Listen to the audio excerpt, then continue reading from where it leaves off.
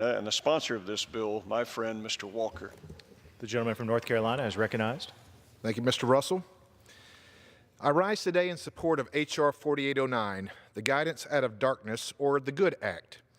Mr. Speaker, those who must live their lives or run their businesses according to a set of rules have a right to know what those rules are. To foster accountability and transparency in federal regulation, Congress passed the Administrative Procedure Act in 1946, which required disclosure or publication of administrative rules. Unfortunately, the law contains an exception for what we commonly refer to as guidance documents. Guidance documents are sporadically posted on agency websites and the websites of component agencies and offices, while some are not posted at all. That inconsistency places burdens on regulated entities. Small businesses are especially harmed because they do not have the resources to hire full-time compliance staff. Instead, small business owners have to take the time and energy away from their businesses to stay up to date on each new regulatory guidance. The GOOD Act requires transparency and inconsistency in the regulatory process. The public deserves to know what the guidance documents are out there. They deserve to know how the agencies administering our laws interpret those laws and regulations. H.R. 4809 requires agencies to post their guidance documents online in one centralized location. Agencies create these documents and expect the guidance to be followed. They should therefore have no problem gathering and posting these documents for the American people to see.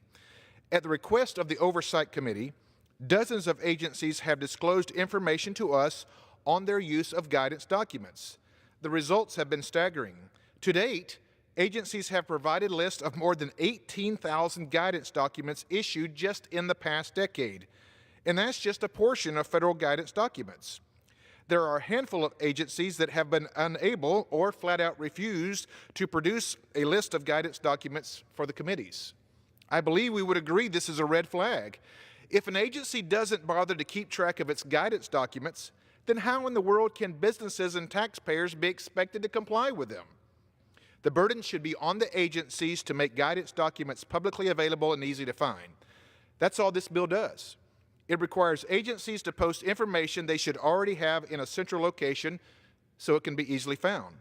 This is a small step agencies can take that will have significant benefits, alleviating burdens on regulated entities and the public. I thank the bipartisan group of my colleagues who supported H.R. 4809 during committee consideration of this bill, and I urge all members to support this legislation. Why?